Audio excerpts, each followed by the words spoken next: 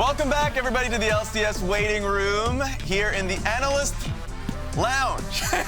You hear that? Yeah. Who messed up yesterday? Was it Flowers? CaptainFlowers, It was yeah. Flowers. You also got it wrong. What? It's the LCS lounge. What did he just say? He said the Analyst lounge. Wow. Look, We're in it's week the lounge. Week 5. Wait, the only people that are here are the analysts. Thank you very much. All right. Let's. And sometimes guests. True. They are the honorary analysts. Cutie Cinderella. was here. Honorary analysts. Yeah. We're just gonna Had it- try he and had free save As soon as you myself enter out the of room, you become an dig analyst. myself out of the True. hole. Just push forward. That's how you get out of the hole. Yeah, let's just get it going. So let's check out the Salt League, because there's a promo what they were able to send us. I think it's been highly creative, so let's just check it out, guys. NACL. I wonder what's on TV. Their carries, like you're saying, are in some... I was wondering when we saw the... Hello, welcome into the LCS Challengers League. I'm Magical, joined in by the bald one himself. Breaking news, it's breeding time. Despite the woes of their LCS counterparts, Dignitas Challengers is good. Led by veterans Insanity and Diamond, and seeing a return to form from Tomo, young players Exu and Hoon have taken the Rift by storm. Speaking of storms, Cloud9 have tied them at first. For more on that, let's go to Mazel with the weapon. It's raining cats and dogs! Mazel, I can't hear you. How are Lost and Zazel doing? Thunder and lightning! Thunder and lightning! What's going on? It's over, Rizzler. You have nowhere else to go. Gamers, Yeah. one last time. Are you tired of your League of Legends games ending in 30 minutes with a Baron fight into a mid lane push? Well, get on down to NACL Real Backdoors! It's backdoors galore! Get yours before the storage floor has no more! Boom! Boom! Boom! Sign up with the hashtag NACL on Twitter.com for 10 minutes off your next Real Backdoor order! If you want some more Real Backdoor action, make sure you go to twitch.tv/challengersleague, twitch.tv/pathtoLCS, twitter.com/pathtoLCS, youtube.com/pathtoLCS. Wait, we don't have that one. Yep. I want to welcome the Moose Haters Garen International Travel Agency. Do you want to play Garen? All you need to take is Ghost, Phase Rush, and a second item Zeal, and you can play Garen wherever you want around the world. Previously. Oh, hey, Cubby. Oh, hey, Rafa. You were in their meeting today. Oh, yeah, sorry. Listen, I was busy with LCS because I'm a full-time caster. Well, how was your Academy story meeting? Rafa, you know it's called Challengers League? Or at least you would know if you were there. Ha. Oh, come on. Besides, we added 6 more teams and have way more fun games, so you're missing out. The most valuable prospects already got promoted. Yeah, that's the point of the league. Promote the good players. You mean like me? Okay, you know what? Casting with Flowers was better. Teams should quake. Call the Rizzler today. What if there was nowhere minute. to hide? Oh, I know this sorry, guy. SkyTech. You're not getting away from this one. What if there was nowhere to run?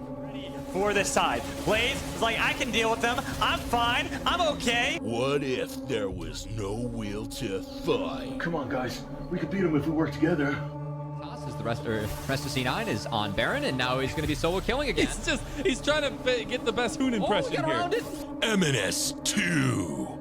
Nightmare on LCS. Don't miss On the Range featuring Mazel weeknights at 11. There's nothing on. I'm just going to play some League. Interesting. My favorite sketch of all those was a mean Rafa, arrogant Yeah. Rafa, because that's exactly how he is behind the camera. So I'm Yeah, glad I we can't finally believe we got it on film. Yeah, he's always acting Yeah. like this nice guy in front of the camera, but you turn that off, he just starts egoing on everyone. You know, people are gonna believe that. Yeah. No one's gonna believe me. People will believe you. No, that's wild. I would love for him to have that edge, though. That would be hilarious. That being said, for us as analysts, well, for you people at home, the NACL on the weekends, check it out. Great personalities, and on top of that, just great players that are fighting to be in the LCS as well as winning a championship in their league. But for us, we have players trying to win a championship in our league. We had a report card yesterday for a few teams. We're going to continue that report card today. We're starting with 100 Thieves, and it's my report card. So it's starting with get me. up there. Camera on rest. It's with me. This one's a sad one because I want to rate them pretty high, but they have been on a damn losing streak. So they are a D. Damn losing streak. A lot of it is like, I genuinely like really early on in the split the fundamentals that they showcased, but their team fights have just been rough. Their front line has been going in way too deep and getting free damage, while their back line's not able to do it. So team fight bad is all I'm going to put down. Team fight Bad. Who's been their best laner? And who's been their best laner? Actually, I think it's bot lane. Oh, Bjergsen. For me, it's been Bjergsen. Yeah? Yeah, I think he's been having better lanes. And also yesterday, on his Annie game, I thought he could actually carry it out. So I felt like consistently Bjergsen has been having higher level gameplay in lane. But bot lane for me has been a positive, so I would say those two lanes. I'd even say Bjergsen's been fighting that like passive vegan player mindset a little bit with the Tristana game as well. Like he's been a lot more aggressive in the last week and a half. But they're also losing all those guys. They're all losing when he tries to be aggressive. So okay, I got caught up. Yeah, I've been told I gotta clear the screen. Oh, bang! They can't swap it so you clear it? They probably could. I don't know. They just told me to clear it. Then people could snap it out of contact. This is interesting. Why? Cloud9 was 7-2 with Diplex. Yeah. And they're 0-1 with Emenes. Wow. So which one do I grade? The whole team. It's almost like I can't. It's like a not available, like an NA. No, I'm kidding. Did they drop your I actually think I'm giving them a B+ still. Okay. I don't care that they lost one game with Emenes, and I still actually like the risk taking as long as Spica cannot create distrust within the team. Because if Emenes doesn't work, if Emenes doesn't work and they can bring Diplex back in, they're still going to be top 2, top 3 team with the chance for the title. If Emenes does work, I think they can compete for the title. So the only thing I'd have to say is like systems. Nice. Already starting with a meme. Yeah. System's good. It's System's not a bad. meme. It's like systems must work because my user's so bad. Systems mustard. Missed word. Missed work. There you go. There we go. I feel like the Diplex Emenes experiment kind of got catapulted immediately with the chain ganks mid lane and like the who he roams and all that stuff. So he didn't really get a fair crack of it. Yeah, I mean, two things happened in that game. One, I think he's a lot more comfortable on assassins like Akali. But then additionally, GG just had a really good plan behind the screen. to shut him down. Get on up there, Mark. You got to get it like the hard way. Find the pen. You should have hit it. I was like, why did you not bring the pen back? Just put it where Raz put it. Anyone can guess what I'm going to give him? Wow. I have no idea. S+. That's not a school grade, Raz. It's a league grade. That's a SSX tricky grade or like a DDR grade. They get an A+ from me. I know they lost one game, but that's okay. You know, you can still get like a 90, what is it, 6? And it's an A+ technically? 95 when it breaks out. I have no notes. 6% was an A-. What? Good job. Wait, what? In British Columbia. Crazy. That's a Maybe B+ the subjects were just harder. in the US. Yeah, maybe. Yeah. I can believe that. They're killing it. This is like Good that. job. This is the overachieving student who like shows up on time for class. They have all their homework done. It's all neatly formatted. They hand in their assignments on time. They participate in class. They're talking. They're doing all this stuff. I need to do literally nothing as a teacher other than just be there. Yeah, even And this kid's crushing Ayla. it. Even Ayla missed like the first half of the year with whooping cough, and he was doing his homework the whole time. Yeah, he had a mono. You would be the worst type of teacher. This is this teacher's note I'm getting. How do I learn? You're getting an A+. Your parents are saying, good job. Yeah, Good job. I'm Have letting the some ice parents. cream. I'm letting the parents He know, did like, well. hey, your kid's great. What I about wish their every kid- work? What about it? They got good. A+. Their work is good. Have you never done well in school? I have. This is what teachers know. They would my still give me God. critique though. When I did good in school, they were just like, keep Good it up. job. Yeah, they didn't have anything to say. There's You're nothing not a to critique. problem currently. I get an A+, stay awake. In my social studies. Oh my God. All right. This is CLG. See? Oh? Really? Actually, I'll go Okay, C+. there we go. Okay, Nice. fair. I like that. The big thing is, it's so hard not to write in cursive, honestly. Pause champ. Pause champ. Oh, Creative. Creativity. Okay. Oh. right, Is that a so- good thing or a bad thing? It's a good thing. Okay. Or draft creativity good. Here we go. There we go. For this team, I think we kind of all expected CLG, all 5 players coming back to be able to build on their pre-existing energy.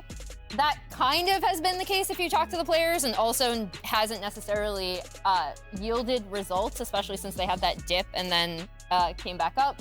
I think draft creativity, anytime they can flex things between Palafox and Dokla and or use those 2 lanes to kind of bring out things that those players are super comfortable with, I end up really, really liking their drafts and execution. So I want to continue to see that and also continue to see dives bot.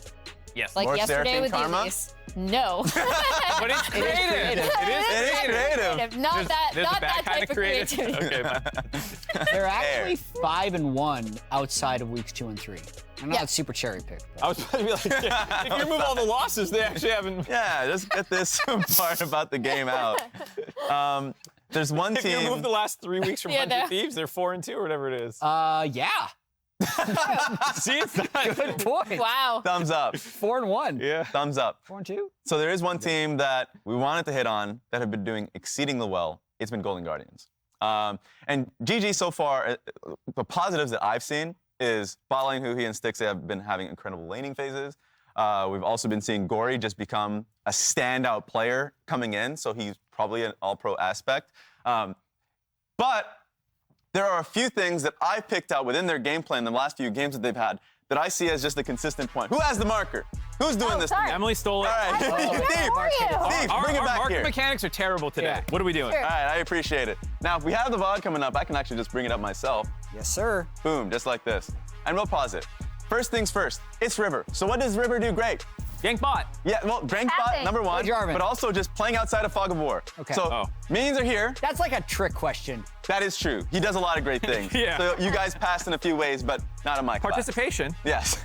So he just sits out in Fog of War. You are correct, though. He, a lot of times, will early path towards bot lane and gank. He can work around Gory as well. But this game, you want to be able to get Huhi and Stixxay ahead.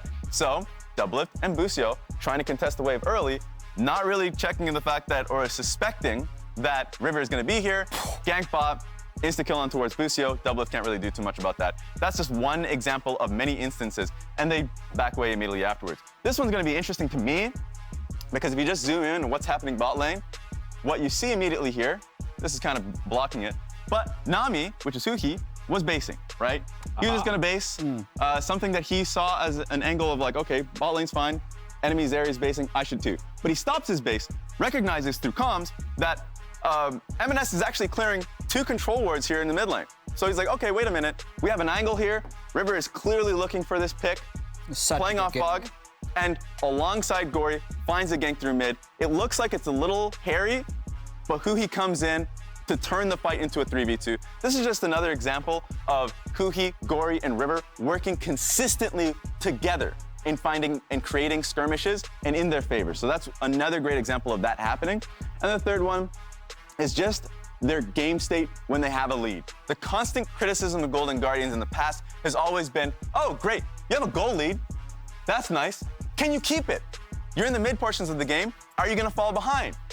Are you gonna be able to clear vision successfully, play around Baron in a smart way? For the past like 2 minutes before this play, they were doing a great job in clearing vision and making it so C9 has to play up in this corridor to fight for Baron. There is a mistake that was made here. Gory does get caught, loses a bit of HP. Golden Guardians back away from Baron, and they're just like, okay, just chill out for a little bit.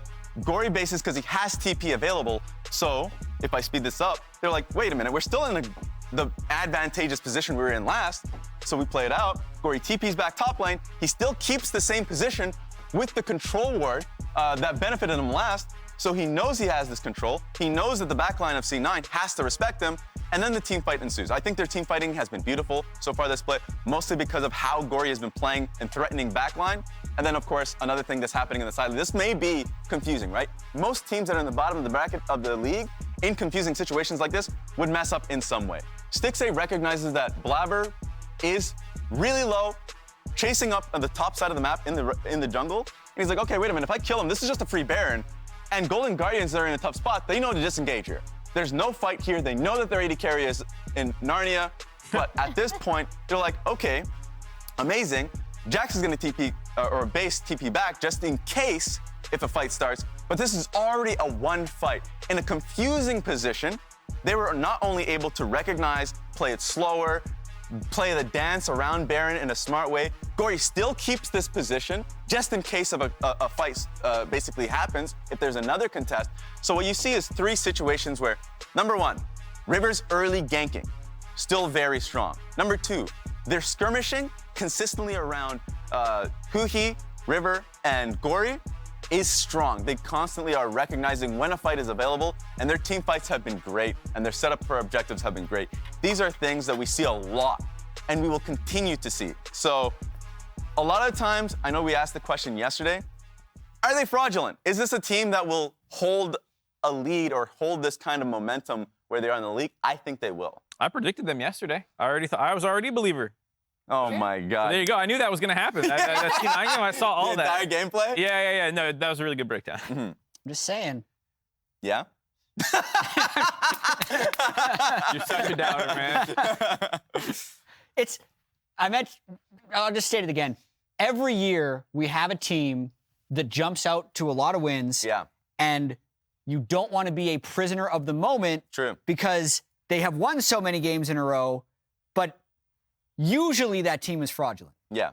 I think the big I don't think that's the I was going to say, yeah, I think the big difference for me is, first of all, they didn't jump out to a lot of wins. They were on No, they weren't 0-4. But then they had glory. Yeah, now they're on a 6-game win streak, which is not reflected in the standings since we only showed the last 5 games. I think the big thing about Golden Guardians, to the clips that Raz played, actually, is that, especially with the early game stuff with Huhi and River specifically, you could already see that in their losses. You could see the early game building blocks of what the team has become now. Yeah, for me, the boring part of the game, setting up vision, is something that they do really well, and I think is a big plus from this year versus last year. Because it's hard if you're seeing teams like Dignitas, Immortals, even Team Liquid, to see a team that is disciplined in how they set up vision without overstepping. They're not overstepping, and I don't want to jinx them for their games today, but that has been fun. But another point of conversation we had, basically we're past the halfway point this split, so a fun conversation is All-Pro. Way too early All-Pro. Just if we were to have an All-Pro prediction, in fact, it seems like our League of Legends equivalent Park, yeah, they put their entire thing out there. First team, second team, third team. We're doing just first team if it was us. Jat, I hear you have the first All-Pro for your side. Dude, way too early I submitted this yesterday. Oh my God. That's how ahead of the game I was. No, I did not change. Because I'm doing it based off the first half. Here it is. Fudge and Blaber, Vikla and Prince, and Vulcan support. This is fairly cookie cutter, but I feel like Prince is the obvious one that is likely going to be unanimous. I think there's probably going to be some differences in the other ones, but whenever I'm approaching an All-Pro, I try and have as little recency bias as possible, and I think Fudge's week 1 was exceptional. I think Blaber has been solid, although that's probably the most competitive one. And then it was really hard for me to pick a dominant support, so I ended up throwing Vulcan in there. You think it's competitive, Mark? I think it's wrong is what I think it is. If I was going to change one thing, Jat. What's your change? I think we are on the same page, man. Yeah. That jungle position, Jat himself didn't even have a compelling army. And he's like, he said it was competitive. Blaber's pretty good. Know. Cross him out. Oh! Wow, block him out. Can't even draw. Block him out. Now it's this. Block him out, all right? Well, it's Inspired is who ours is. Okay, fair enough. Easy. Because for me, with Inspired, he has just been the shining light of the team. His place towards bot lane, his bot lane dives have been great. I did that. Okay. Seamless transition, magic. Sit down now. Look at that.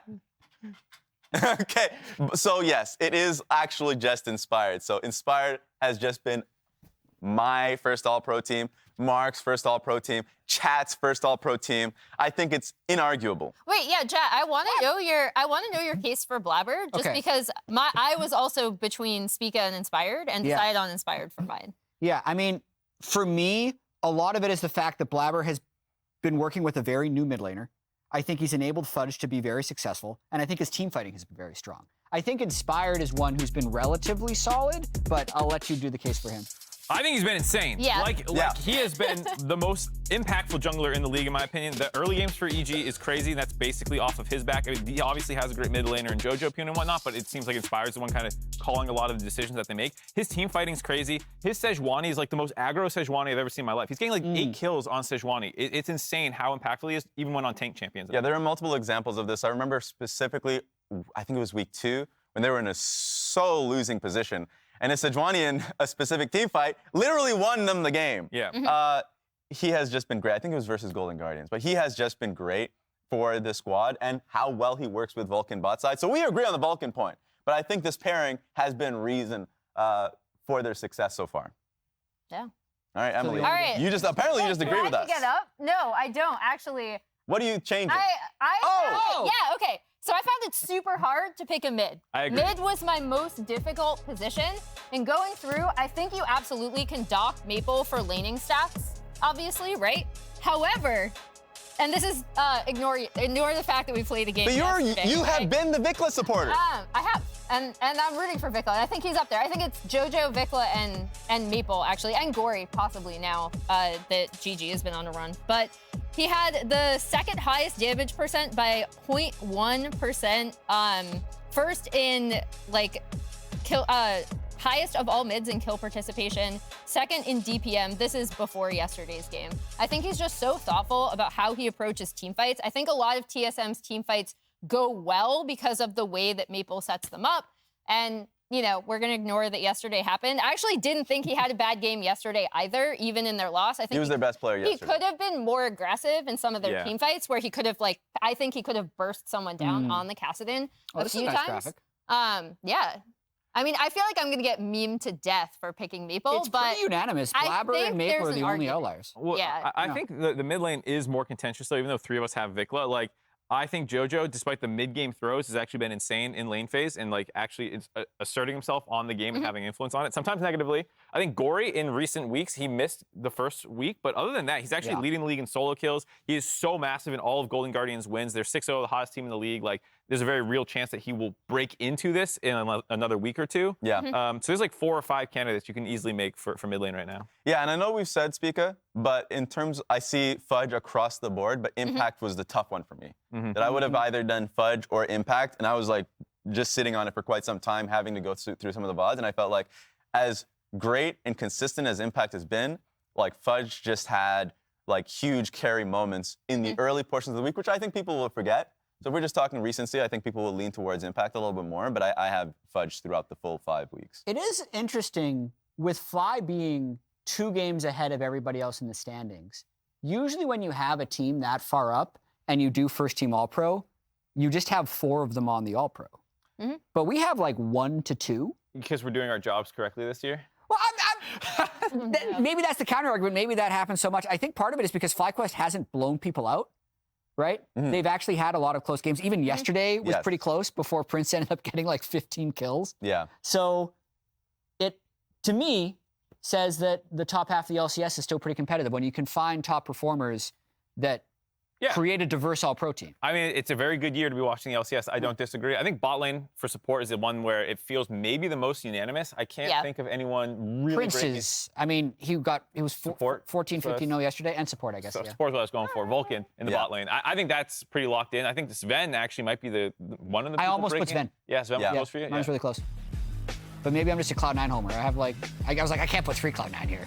Yeah. Let's go straight into the game's days, though. So TSM versus Cloud9 to start the day off. Immortals Progressive going up against CLG in Game 2. Golden Guardians versus Evil Geniuses in Game 3. And one of you said this was the nightmare game of one of these teams going 4-7. 100 Thieves versus Team Liquid Honda.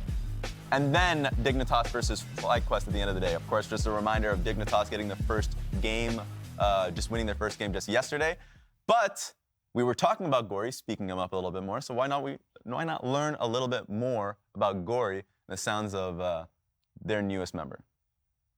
This game in particular, it looked like you put a lot of attention mid to get Gory fed, but also to shut down Emenes. Was that a plan? What was the game plan for this game? 첫 번째 게임의 게임 플랜이 뭐였는지. 게임 플랜 그냥 승리? 그러니까 승리를 위한 플랜은 그냥 라인전 잘하고 무난하게 오브젝트 싸움 가면 이길 거라고 생각했습니다. Yeah, so our game plan was basically like he was playing to win by like playing for objectives and like playing the laning phase well. And also like he also was mentioning earlier in before our game that he thinks Emenes will be nervous, so we just have to kind of punish that. So, yeah. I thought that the Emenes story was probably the most hyped thing that had happened in the LCS, at least yesterday. It's what everyone was talking about. And then he really did fall flat. Golden Guardians destroyed him in a lot of ways. He went 1-6, but I did want to take a look back and figure out like, okay, what went wrong? How much did they focus him versus how much did Emenes make mistakes versus how much was he not communicating with the team? So I just have a selection of clips here. He was actually relatively even in lane. Not a great performance, down He's got 2 minis he's about to clear, 52 to 60, down 8 CS when the first dragon happens. And this is a situation where he's moving at the same time as Gory, but he just ends up overstepping a little bit. And every one of Golden Guardians jumps on him while Blaber was thinking about stealing the Drake. So that puts him at a little bit of a disadvantage. I don't necessarily think he did anything very wrong there. I imagine the call was to protect the Drake, and he ends up losing his flash and his ultimate for it. This is a play where he's actually, if I go back, just moving towards the river with his jungler right here. He has backup, clearing some vision, and then he's just gonna try and continue shoving up mid lane. But to me, this was just River making an exceptional play. He clears the control ward, feels pretty safe. River pops the wall, gets the vision from Gory, and they basically just blow him up and end up winning a fight, as well as Huhi had actually faked his recall there, so people thought he'd done a full reset. He doesn't. Then he's already a little bit on the back foot, and this is where the resources just continue to get fired towards him, because at this point, he's 1-1 to a 0-0-2 Sylas, down 9 CS. Things are looking decent, but look at all the time that gets delayed by River just popping up mid. They then drop the Rift Herald. They all in his jungler. He's no longer safe to step up to the turret. He tries to step up a little bit. There's a third person there. Licorice has come down from the top lane. And all of these things just make it more difficult for him to come back in the game. This would be one where, Mark, you memed it, but you said Difflex doesn't die here. I actually kind of think you're right, because Emenes is thinking he's out of the game, tries to go all in. This was, to me, the first clear mistake that he made at 13 minutes after getting heavily focused. And once he's 1-2 and they're 5,000 gold down, to me, like when I'm analyzing these games, what happens after this point doesn't really matter that much, because almost anything you do is going to result in death. So I think he made a few mistakes early on in the game. And then for the rest of it, he's not on the same page here. Weirdly enough, this is the fight that they won. They burn a bunch of cooldowns on him. Berserker ends up getting a triple kill, and we thought maybe they'd be able to come back in the game. I still think this was a mistake where he just wasn't on the same page of the team. 4 people going down bottom lane, him just dying in Dragon Pit. But after kind of watching those clips, what do you guys think in terms of reviewing his performance? Was it like 0 out of 10, or was it just kind of what we should have expected? I think in watching, especially the mid lane gank where it's basically junglers matching and then Huhi comes up, I think a lot of it is just team coordination, to be quite honest. Because I do think Golden Guardians, like, I'm not saying he didn't make individual mistakes. I do think Golden Guardians had a very clear game plan of, we are going to target Emenes. He is the newest member of this team. And also Gory is an incredibly strong, like, carry force for our team. And they had a really good game plan to shut him down. And you see Emenes not having and obviously he's not going to. I'm not even, this isn't like me picking on him, but he doesn't have the same synergy as Gory and River already have. He doesn't have the same synergy with Zven as Gory is going to have with Huhi, stuff like that. Whereas I know you wanted to get to predictions, but I have a really quick question. Give it to me. What time is it? Oh, it's 10 o'clock! Oh! Today's the day. What? What are you doing? Copied my 3 Golden Guardians? That's not even an upset, apparently. I was trying to pick upsets in every game, but apparently... Are you that desperate? You copied my homework from last Guys, week. casters, please take it away from us. My analysts are just desperate for wins, okay? I'm going to be right. See you guys on the other side of this.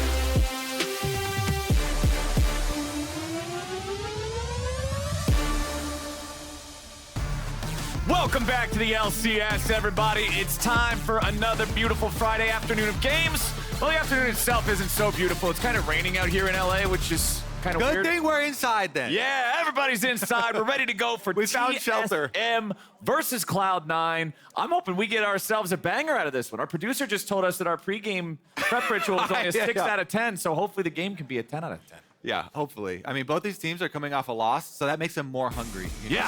Yeah. They're coming in full of rage. TSM versus Cloud9 also never disappoints. No matter what year it is, TSM versus Cloud9 should be exciting. And the analysts were just talking about how Emenes and Cloud9 did not have the debut game that they wanted for their new mid laner that they're trying out. Yesterday, the Golden Guardians sort of just made an example out of him. What happens when a new guy shows up in LCS? I want to see if TSM can do the same thing. I love that interview, how Gory calls his shot, too. He's like, hey, new guy's gonna be nervous. New guy's gonna be nervous. Camp him. Gang up on him.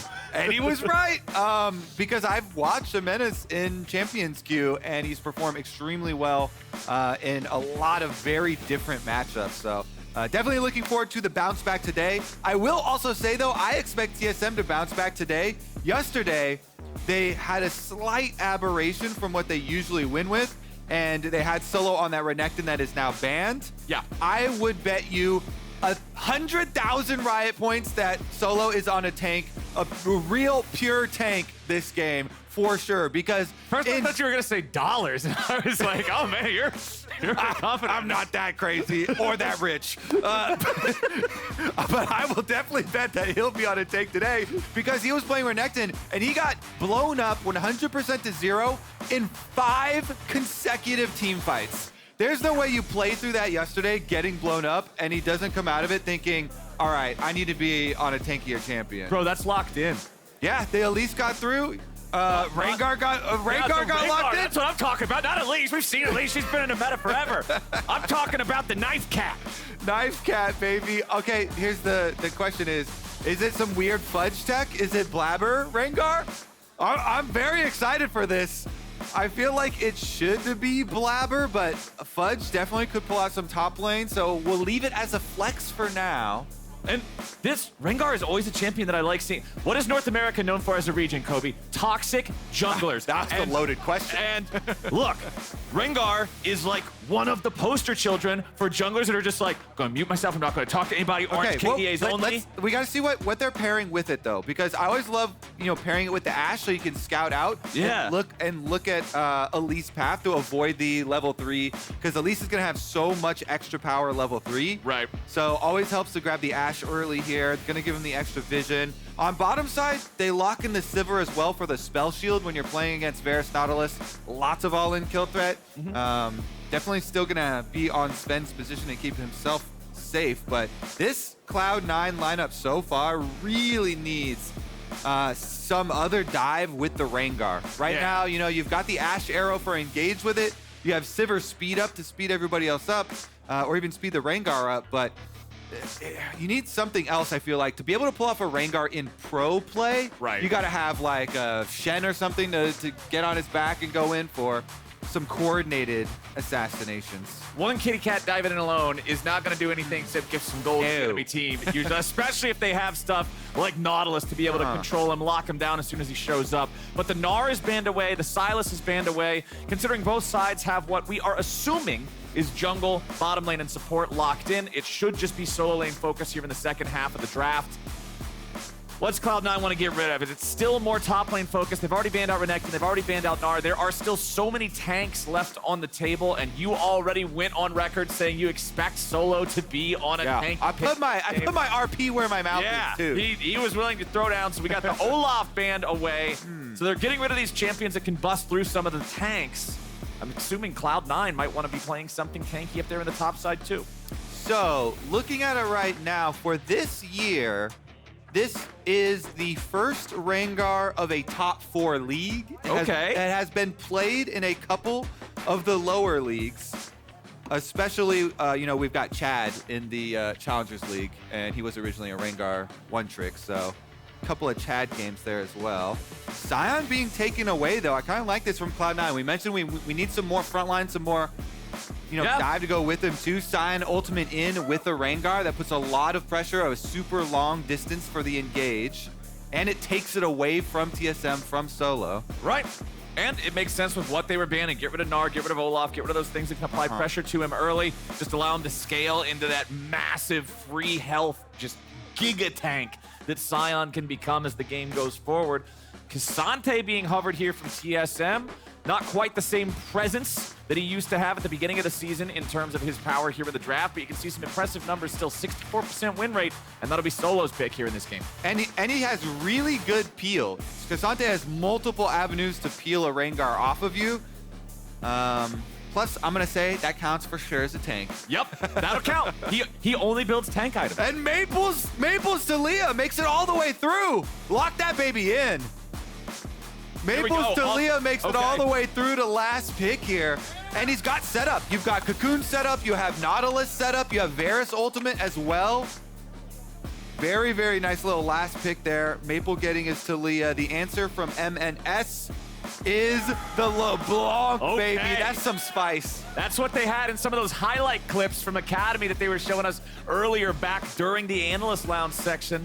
So I'm excited to see if he can pop off with this. Some carry potential, another dive buddy along with the Rengar. So Sion, Rengar, and LeBlanc are all gonna dive in. Sivir's gonna haste them up, make sure they can run down anybody that might barely be getting away. Zven's gonna fire off hawk shots and arrows and hope he doesn't die. What about TSM? What are we looking at for the game plan here from these guys to be able to survive sort of the dive assault from C9? We got Elise, baby, so we're looking at Bugi for sure. Start some stuff off. The only thing with locking in the Taliyah for Maple, even though it's a star champion for him, is going to be double AP. So we expect AP, at least a no magic mantle pretty early for Emenes on the LeBlanc. Try and protect against that. So maybe we'll look for Bugi making action on the bottom side of the map. Varus plus Nautilus. You gank for that lane. Not only can you get kills off the Nautilus setup, but then you also open up Nautilus to make roams afterwards. Get some bottom lane priority, move them around. Taliyah as well with the wall. Expect TSM to be pretty mobile here in the early game. The Rengar is the story though, Cloud9. Blaber gonna pull it out. First Rengar of a top 4 region this year. I'm excited that they're willing to just throw it down like this. I love seeing teams break out some variety, make them scratch their heads a little bit, make them think about how they're gonna deal with this. They'll be going with the Conqueror this time, so more sustained damage, not the same level of burst as something like the Dark Harvests or Electrocutes that you might see, First Strikes that you might see in solo queue. Everything else looking pretty standard here. I'm so excited, Flowers, because ever since they did the crit buff for Rengar, it's been pretty fun in solo queue, but I was like, there's no way you get assassin play like that into pro. Well, what if Blaber actually goes like the Duskblade Essence Reaver, i.e. yeah, and he's just a one-shot ballistic missile Rengar. I love it. That's what I want to see. What usually ends up happening in pro play is even assassin-type champions, usually from jungle, get kind of hybridized into bruisery builds. So we'll keep our eye on that one, but I'm really hoping we get some Essence Reaver at least. I feel like the Bruiser build is most likely considering the Conqueror rune and everything, right? He's not just going for the I'm gonna one-shot you before you can blink. Yeah. But I mean, we can still hope. Fudge is gonna lead the way as they walk up to face check into the brush next to the enemy Raptor pit. Cloud9 doing a delayed invade that's gonna give them control over the bottom side jungle of their opponents. TSM have not fully yielded the area. Neo's still sticking around a little bit. And Fudge is still down there. So Fudge sticks around for the entire thing, ensuring that they brute force this red quadrant clear. I like this to actually split the map. This isn't just about the jungle matchup. This is about splitting the map here down the middle so that Cloud9 can have jungle pressure towards the bottom side, taking away some of that all-in threat from the Nautilus. Really, really helping out that lane. We were thinking Zven was going to be a little bit worried, might have to be a little bit dangerous there, watching out, but since they know Elise has been sectioned off to the upper half of the map into the tank matchup, it's a lot more safe. Plus, you said that, hey, your job as the Rengar is to avoid Elise at level 3, have Ashe help you out a little bit with hawk shots. Pretty easy to stay away from her if you're on the polar opposite side of the map. All right, eyes on Bugi then. Where is he gonna go? Because he was completely invaded on his red quadrant. He's gonna cross back now. Whenever you're re-entering a quadrant that you've been pushed out of level 1, you have to assume that there is vision laid behind here. There's no way that you want to just face check into it. And so Bugi does a good job. He takes the safe route all the way around, assuming that there is vision there to go try and check. And he'll end up at his Krug camp. You can see that Or the his hawk bottom shot gank. was fired up towards the blue side jungle of TSM. It didn't see anything, but that also gives Chime. information. Chime flash. Let's see. Bugi shows. Chime flash into the auto attack. Dredge line doesn't come out in time. Zven's able to flash out of the range. And now Chime eats a bunch of HP on the way back out. And now guess what? The only thing Bugi has to go for are the Krugs. Is he gonna wrap around and re-pressure though?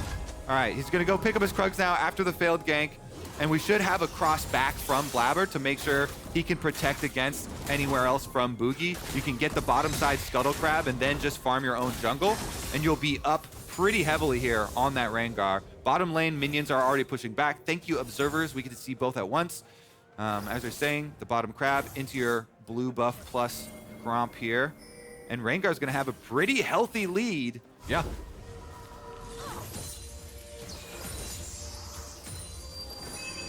Little late on that fake tweet. It's not top. Yeah. That's a little bit of a mismatch, but hey, he's got more farm than his top laner does, so it might as well be top lane Rengar. But let's go ahead and just take a look at what's going on here in mid lane. Emenes has control over the push. Maple's just going to be farming those up as the wave is about to collide with the turret. You can see top side solo versus Fudge. There's not a whole lot that I assume is going to be going down here unless we get to the point where K'Sante is able to get one of those multi-knockbacks underneath the turret when the minion wave's about to expire. We've seen that happen a couple of different times when people get cocky against K'Sante, but Solo currently leading the state of the lane there in the top side. Nobody's got any big, meaningful gold advantages for the entirety of the team. Obviously, you can see the biggest individual difference is that top lane, 38 versus 22 in the farm, but the wave still has yet to crash all the way into Fudge, so he can make some of that back up. And look at that. Blaber with some super early magic resistance with the no magic mantle. So it definitely is going to be one of the hybridized bruisery builds for him on this more tanky version of Rengar. Yep. And investing in the early MR against Elise. Don't want to get one shot whenever you get face checking with the cocoon.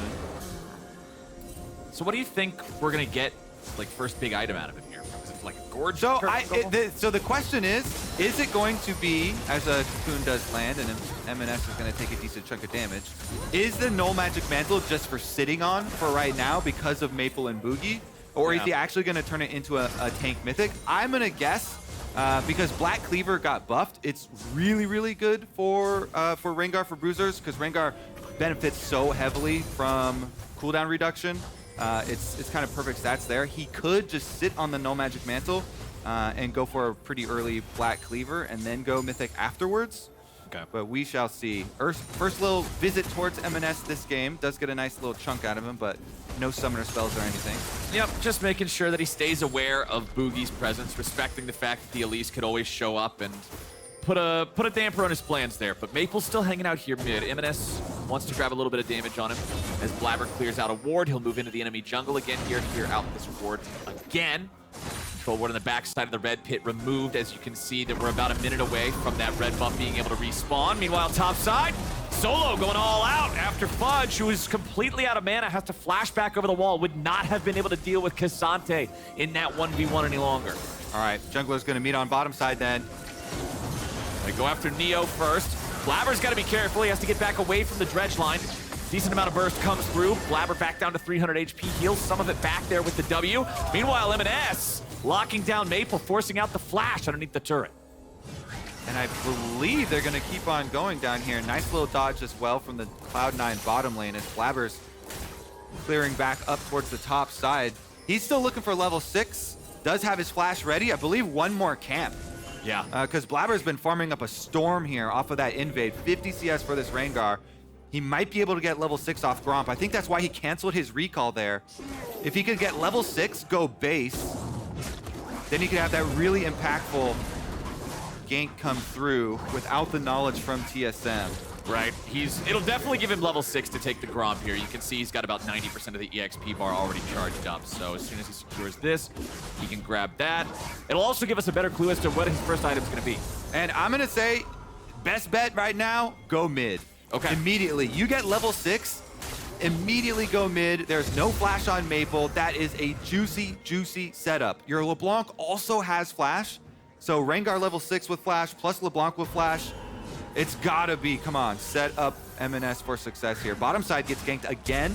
Yep, flash from Chime to follow Zven, who does not have his flash ready to go just yet. But he can still get back away in time. Oh, but he walks back into the dredge line. Zven, that was terrible, buddy. Oh no! His question mark frog emote becomes an ironic self-question mark frog. Oh no, Zven. It did actually cause Maple to kind of hover halfway down too, so Maple left mid lane, thereby not being a gank target since he was hovering down towards the bottom side. So Blaber's like, all right, fine. If you guys are 4-person down bottom side, I will start up this Rift Herald. And they should be able to burn it in time, even though Maple and Solo are both here. One more eyeball and 600 damage smite. Yep, just needs to get the smite. There it is, guarantees it. Solo wants to try to protect the eyeball, make it so that C9's not able to at least get the prize. And honestly, TSM's doing a good job camping this. Yeah, it's not worth dying for, but everybody's here now. Okay, they immediately engage. Cloud9 wants to go after Maple. They found a lot of burst very quickly. Zven grabs the kill, and they aren't done yet. Chime's gonna be knocked backwards. Remember, he already spent his flash bottom side making the previous play, and now he's Blaber food. Bugi's the next target. Trying to find some way out of here. Flashes over the wall. Oh, Flash follow. The man knows no fear. And C9 just got 3 kills off of TSM trying to defend the Rift Herald's eye. My boy Blaber gonna collect 3 teeth for his bone tooth necklace as well. Since not a lot of people play Rengar, forgetting about these I forgot that was even a mechanic. Yeah. This champion is so long. It's actually so big. You know, every unique kill here, getting 3 of them so early on, really going to boost up the power here. This is what you want to see when Rengar finally gets in the LCS Flowers. This will inspire confidence from others, and we'll get more action like this. So exciting. Here's the bottom look, though, and we'll see the escape and eventual self-sacrifice, we'll call it. Yep. On the re-entry from Zven. So here it is. Zven's holding onto his barrier this whole time. Berserker does a good job. Nice spell shield. He protects him, walks in front. But then Zven goes back up, and Chime says, thank you very much. I will take that hook. Yep. Because they just used all of their defensive tools. Here's a look at the re-engagement, though. And we were mentioning, hey, I think Blaber will go first Rengar ults towards the Taliyah that has no flash. They didn't have to, Flowers, because they walked right into him. TSM in the jungle corridor, Cloud9 with that double engage you're talking about. Sion ultimate, Rengar up the middle, and then Blaber can easily flash because he knows they're in a brush. If you're running away from Rengar into brush, you are not going to be able to escape. He flashes over, he gets the extra touch. I feel like we're gonna get everything we wanted in this game. Well, I can see this Sheen in the inventory. That's the sign of an Essence Reaver eventually. Let's get it, baby. I'm ready to go. We're seeing Blaber off to a nice start here on the Rengar. It's C9, up almost 2,000 gold just 11 minutes in. Yeah, could be Divine Sunder as well there, so... Well, at least get some sort of Sheen here. I'm still hoping for the Essence Reaver. Like, so am I. Want to see. I'm with there too. Great. Okay, here's how we shift these items away from Sunder and into what we want. Okay, hold on. We might not have the opportunity. Blaber wants to shift Chime away from life and into his pocket. Never mind, the money's over to Berserker. Team player Rengar. Honestly, he is. Yeah. He's racked up 3 assists over here. On the other side is going to be a nice little lockdown. Let me check. I'm pretty sure that was one of the kills that he had already gotten. All right, so he's still sitting at 3 teeth for the bonus attack damage. Who does he still need? I don't know, man. Who doesn't have a death? Oh, Varus and Cassante. They don't have Varus death. and Cassante. Okay, that's the 2. Yeah, I guess I probably could have just looked at that for who has a 0 in the death column, huh? I was like, there's definitely a way we can check this. I screwed that one up. That's my bad. I'll own that. Anyway, C9 is 2,500 gold ahead, 12 minutes in. Maple just about dying solo to Emenes' LeBlanc. Has to back up. Had to use the flash. 50 HP remaining. Arrow flies down mid, seeing if maybe they can catch him in a greedy recall. But Maples flies to that. Okay. 9 more to upgrade the smite as well. This is the other benefit of the invade and farming up a storm here. Yeah. Because you getting the extra move speed off your blue pet fully upgrading here is so big for the Rengar ganks. especially for a champion that already just wants to always be running through brushes, constantly getting the extra move speed boost, utilizing the power of that. And there it is. You didn't want it, Flowers, but yes, it is the Sunder. Okay, baby. we got the Sunder. I was hoping for a Cleaver Reaver. I think we'll get the Cleaver second. Okay. It's just so good now for Rengar. Let's take a look at mid lane though. Zven here. Arrow is coming up, and he's in position in Fog of War, waiting for TSM to move up to the turret, but they don't bait themselves going for a turret plate, and they don't expose themselves to the arrow. Oh, we also get the Heart Steal for Fudge, going full into the HP stacking. Remember back when the items first got changed around, Heart Steal was the mythic that was plaguing everything. The health stacking on everybody just made everybody into a 4,000 HP meatball sponge. These days, it's not nearly as widespread, but on a champion like Sion, who already has a health stacking mechanism, Fudge could hit 6,000 or 7,000 HP in this game. Big old Fudge. Let's see it. Big old Fudge. Honestly, right now it's kind of hard for TSM to regain control of the map, and even though the arrow is dodged, avoiding the Blaber jump. Well, Blaber decides to jump in anyway. Maple's ready to go. TSM's ready to go. And Blaber just... That's some Rengar brain right there. He had his ult on Flowers, and since Bugi dodged the arrow, he's like, I still gotta jump. I gotta jump on someone. His mind was telling him no, but his body was telling him yes. And unfortunately for Blaber, his body's now in the ground. First death of the game for him, second death for C9 as a team. So that'll at least slow down Blaber's advantage here a little bit. You can see on the left side of your screen, he's still over 1,000 gold ahead of his counterpart, so I don't think he's sweating it too much. Yeah, fine. It's fine. Brush it off. It's all right. It's all right. Ooh, it might not be fine for Neo, though. Flashes away, still gets rooted by the chain. Won't keep him rooted long enough to die, though. He can walk this one off, but he has to go back and heal up. That's going to be enough mid-pressure to get Herald, though. Herald number 2 here is wide open for Cloud9. They chunk out and get the flash off of Neo. Should be an easy transition for them. The only thing they have to cover now is Maple on bottom side, and Taliyah doesn't even have ult, so just should be Emenes going to answer the wave, pick it up at tower while the rest of the team gets the objective. And honestly, if Emenes had a little bit more mana to work with, if I was Maple, I would be a little bit scared of another all-in, another attempt at going for the kill here. Luckily, there's not a ton of resources left there on the LeBlanc, as Blaber is left to his own devices to pick up this Herald. He has his smite, so he can guarantee it. Solo wanted to walk over and just try and mess with him a little bit, but I don't think that's going to work out so great now. Blaber can walk it off. He's the Sunderer build anyway, so it's not like Solo can just walk up and kill him super easily. All right. Everything's honestly gone pretty heavily in Cloud9's favor here for the first 15 minutes or so.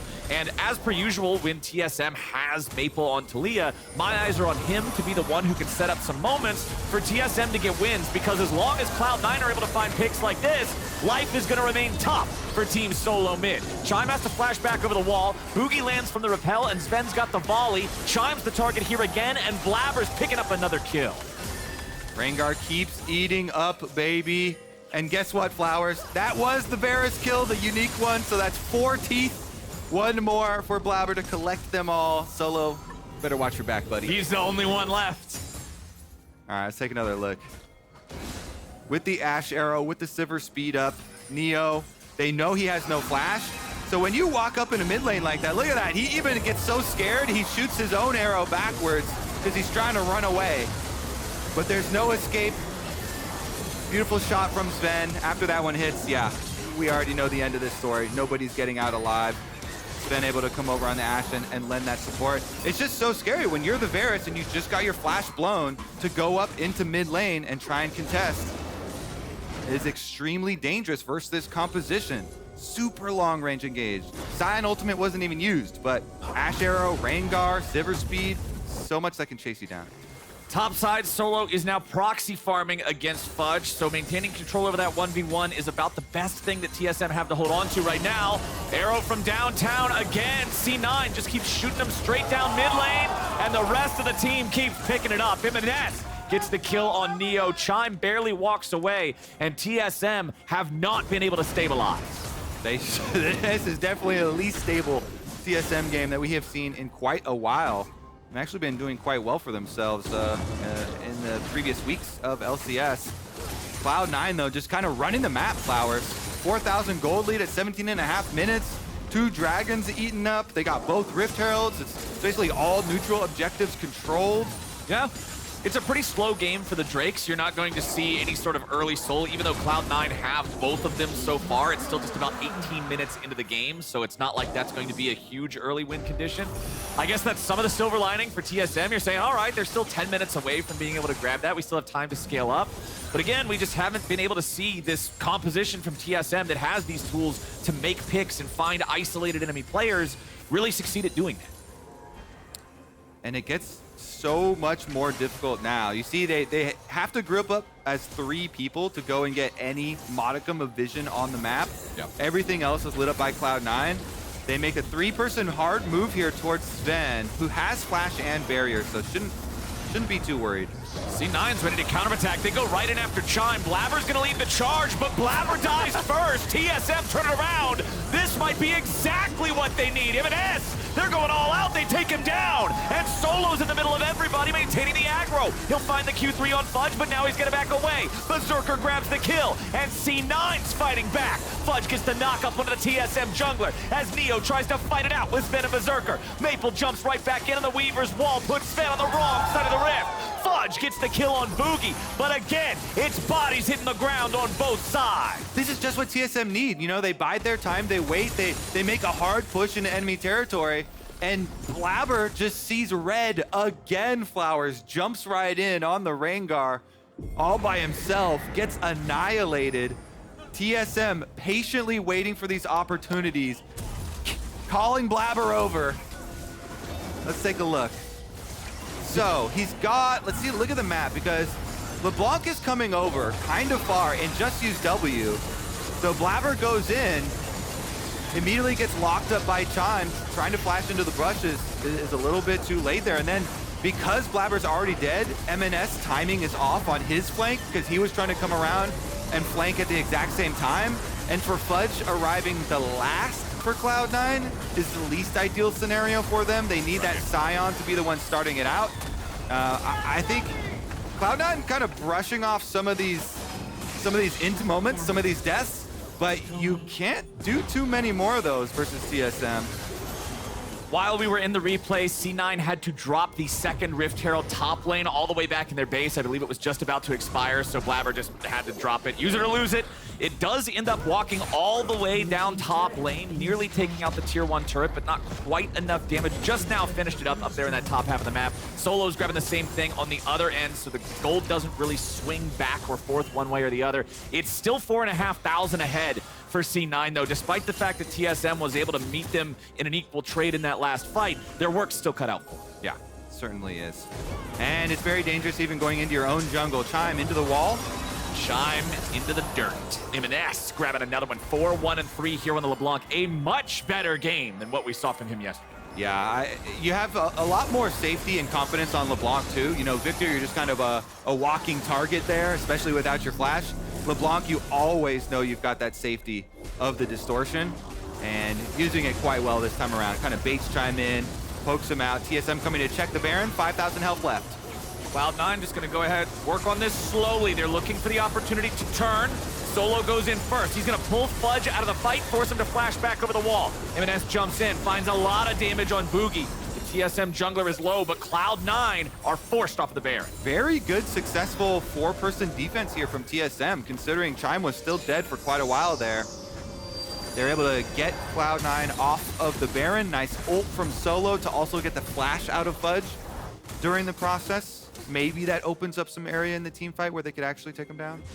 Banshee's Veil completed now for Emenes, making it more easy for him to jump in, get that quick burst, snap back out without being punished. That is one of the things you have to worry about when there's so much CC on TSM's side. Exactly. You're worried about snap cocoons, you're worried about Nautilus ultimate, Varus ultimate.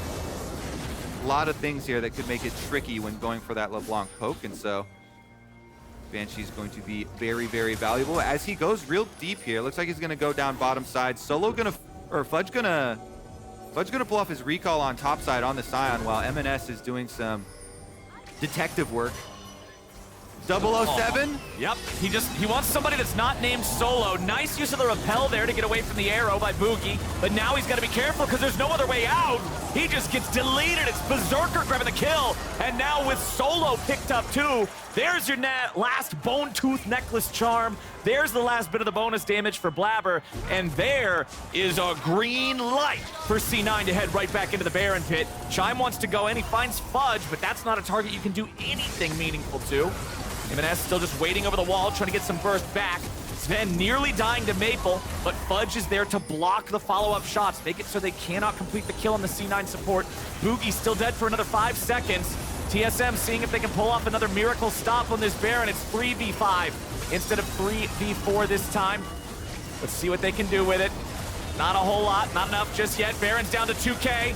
C9 trying to burn it. Emenes' clone is low, but that's about it. The Baron's at 800, secured by C9. But what about the rest of the fight? Fudge goes on a killing spree and Chime goes down. Fudge still looking to pick up a little bit more here as Solo joins in. And Blaber picks one up, but trades his life for Maple. Emenes jumps back over the wall. C9 has only lost their jungler and top laner, and the remaining 3 keep the Baron. Can TSM transition this into an objective bounty shutdown on Dragon? That is the question.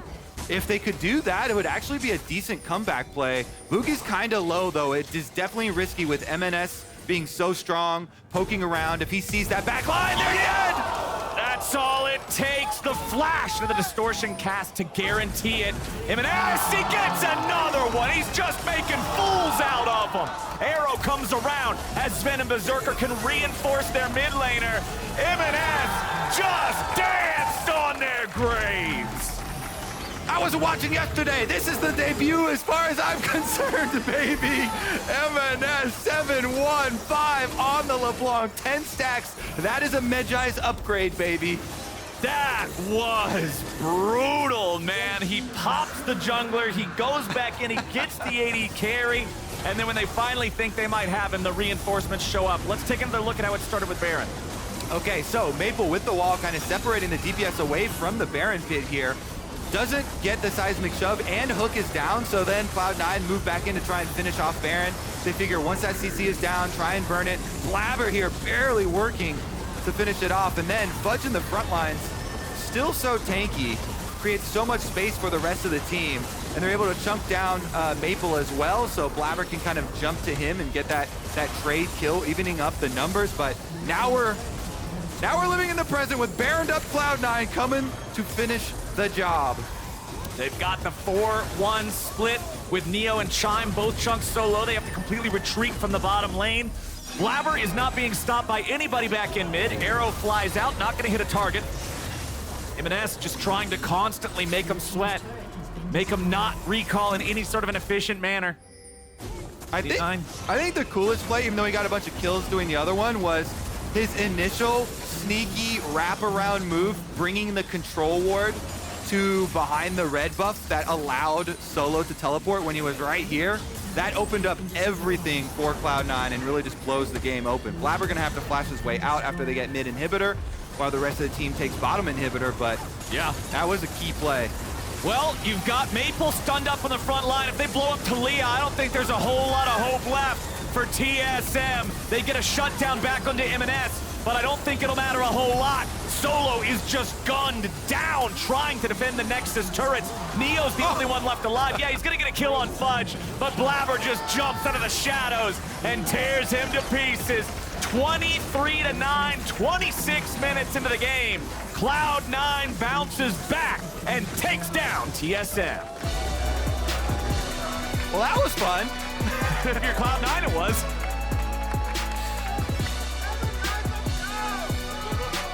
Emenes had a really good showing. Blaber got to play the Rengar. Yeah. That was a fun day for them. Honestly, the strategy with the start with the Rengar was really good. With the invade, Fudge sacrificing his early teleport to ensure that they have numbers advantage for that invade. That way they could split the map for bottom lane. Blaber gets ahead on farm.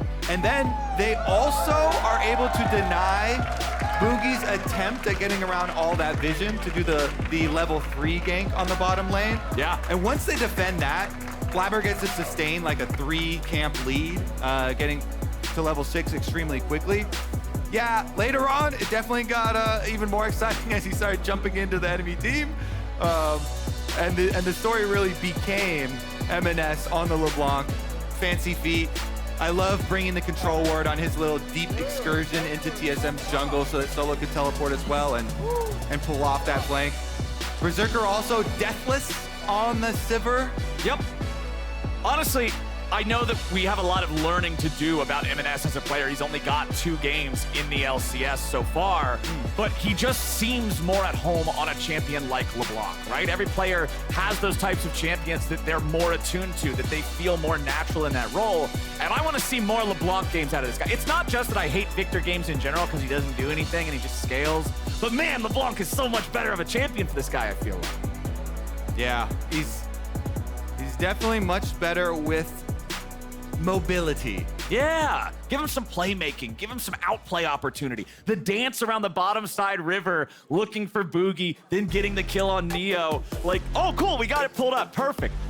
Boom, pops the first guy. Yeah, and you know what TSM is thinking there. They're like, oh man, we're in such a tough spot that they wanted a way back into this game, and trying to like rush down a dragon for an objective bounty shutdown and denying that dragon is like, maybe that would be the opening that they could, possibly jump on. So that's why they're in the risky position. But when you see him, Emenes kind of floating around on the side, and you just saw the item completion.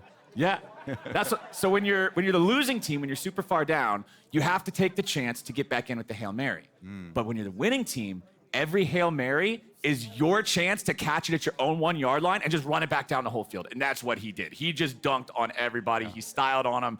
It was way too cool, and C9 made it look way too easy, taking down TSM. For now, though, we got to toss things to the break. Immortals versus CLG is coming up next. And before that, Blaber is going to join the LCS Lounge for a little bit of VoD review. See you back here.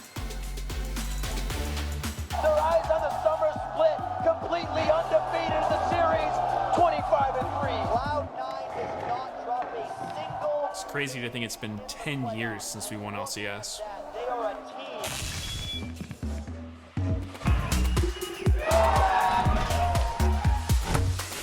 Media! Hello? You have to give this jersey to them. Our legacy must continue.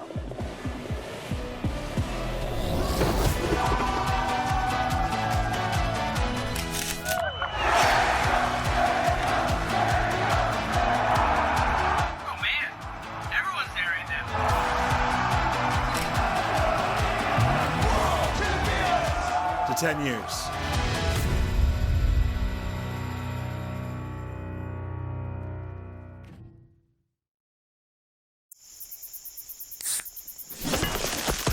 Red Bull gives you wings.